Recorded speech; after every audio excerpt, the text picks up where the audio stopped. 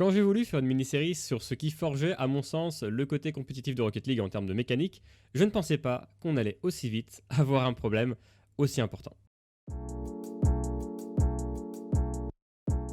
L'e-sport sur Rocket League, c'est quelque chose qui change énormément en très peu de temps. On voit des joueurs de plus en plus forts et pourtant, il y a des mécaniques qui, elles, ne changent pas. La dernière fois, on avait vu qui avait inventé le half flip. Aujourd'hui, on va s'attaquer à quelqu'un qui est inconnu au bataillon. Bonjour à tous, c'est Aiku et aujourd'hui, on se repose la question, comment on en est arrivé là ?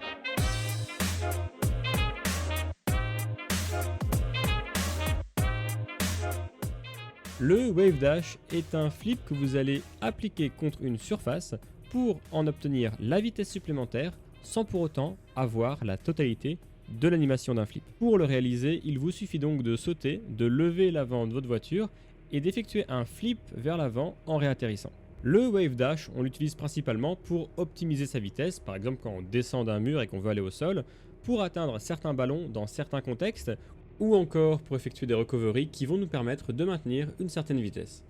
Le Wave Dash, on l'utilise encore plus souvent que le half flip qu'on a vu dans la dernière vidéo. Et pour répondre à la question de est-ce que ça vient, je vous présente le tout premier Wave Dash de l'histoire. C'est sur la chaîne d'AMS Wood qu'on retrouve la plus vieille vidéo de Wave Dash sur YouTube. Et c'est assez impressionnant parce que c'est même pas le plus simple des Wave Dash à réaliser. Ici, vous voyez un Wave Dash sur le côté, ça veut dire que pour le réaliser, en plus d'un Wave Dash normal, il faut maintenir sa touche de drift pour donner du dérapage à sa voiture. La vidéo d'AMS Wood, elle a fait 6000 vues au total. Ça veut dire que personne ne l'a regardée. Et la question qu'on peut se poser du coup, c'est, vu qu'on n'a pas vu celle-là, on a vu laquelle ? Qui a popularisé le Wave Dash? Et c'est pas avec la vidéo d'AMS Wood qu'on va réussir à répondre à la question, parce qu'il n'y a ni micro, ni description, rien du tout. Il y a seulement quelques commentaires qui disent « Mec, à quoi ça sert ce mouvement que tu viens d'inventer ?» Et c'est ça le problème que je vous évoquais en début de vidéo, c'est que les informations sur le Wave Dash sont très floues. On ne se décourage pas, on va rapidement faire un petit tour sur Twitter et sur sa page, on ne trouve malheureusement aucun détail intéressant. Sauf son âge, qui est, ma foi, un détail sympa parce que ça veut dire que s'il a inventé la méca il y a 6 ans et que l'âge est exact, ça veut dire qu'il l'a inventé à l'âge de 15 ans. Et se dire qu'un gamin de 15 ans découvre la mécanique la plus utilisée du jeu en 2022, ça c'est quand même... Moi ça me fait... Ouais, c'est pas mal. Sympa. Bien wesh. Vu que Twitter ça n'a rien donné, on va faire un tour sur Reddit. Là on avait trouvé pas mal d'infos pour Kazoo et le half flip, mais malheureusement AMS Wood n'apparaît absolument nulle part sur le subreddit Rocket League. À partir de là ça commence à devenir un peu bizarre. Le gars découvre la méca la plus utilisée du jeu et tout le monde s'en bat les couilles. Personne ne relève, même pas son nom quelque part, même pas sur un trade au pif random, rien du tout. Rien du tout. On commence à patauger en termes de recherche d'informations, mais du coup on va essayer de chercher d'autres choses.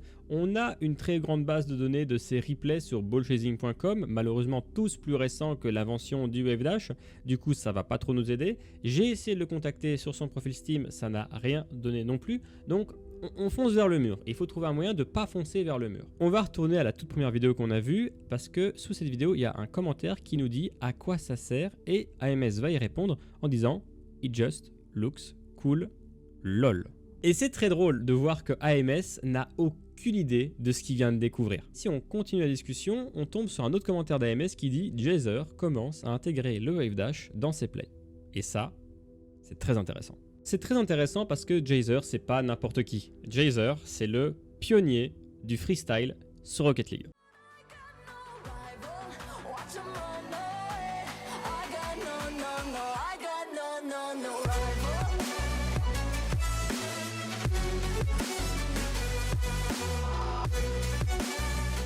Jazer, il était joueur sur l'ancêtre de Rocket League. Et il était tellement fort à ce jeu qu'un jour il s'est dit avec un pote, viens, on s'emmerde, et si on allait faire des trickshots sur le jeu. Et du coup, de voir qu'un gars aussi influent que Jazer commence à utiliser le Wave Dash dans ses plays, ça veut surtout dire que la mécanique commence à être partagée, que les gens commencent à en entendre parler. Donc on va aller s'intéresser aux dates précises où les commentaires ont été postés pour avoir une espèce de fenêtre entre la découverte de la méca et son utilisation, et on tombe sur une fenêtre de 13 mois. 13 mois où les gens s'en battaient les couilles du Wave Dash, où personne savait que ça existait.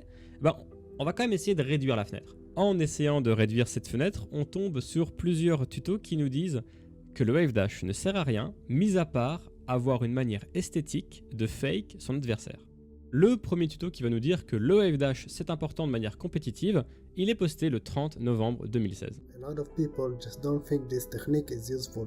They see no practical use for it. Hopefully, this video will change your minds. Et le génie qui a créé ce tutoriel, il a amené une preuve avec lui pour montrer que c'est utile, et c'est un clip de Chronovie. With no boost, he will lose it.